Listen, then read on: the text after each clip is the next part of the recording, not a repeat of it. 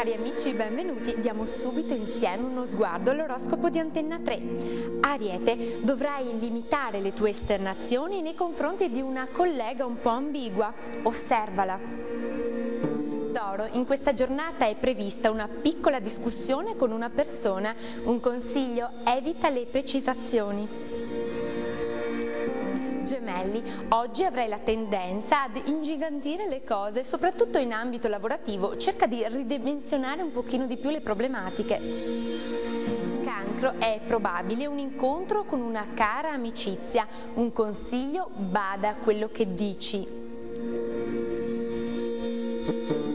Leone, l'arte di dire una cosa e di intenderne un'altra vi lascia perplessi e confusi. Cosa ne dite di un confronto aperto? Vergine, chi vi tacciava di cose non fatte è alla riprova che siete abbondantemente innocenti.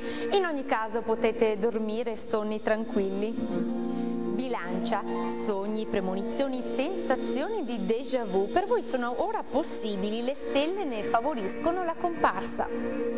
Scorpione, c'è una parte di voi stessi che vi lascia messaggi precisi e dettagliati, cercate di scoprirne il senso.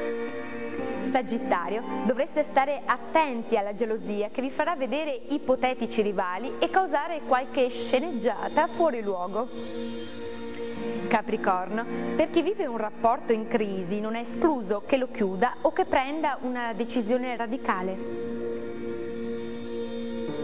Acquario, i single dovranno allontanarsi da tutti i personaggi scomodi e soprattutto ancora legati alle relazioni del passato. Pesci, la vita sociale, la compagnia, le amicizie sono molto brillanti, approfittatene per fare nuove conoscenze. Dall'oroscopo di oggi è davvero tutto, buon proseguimento!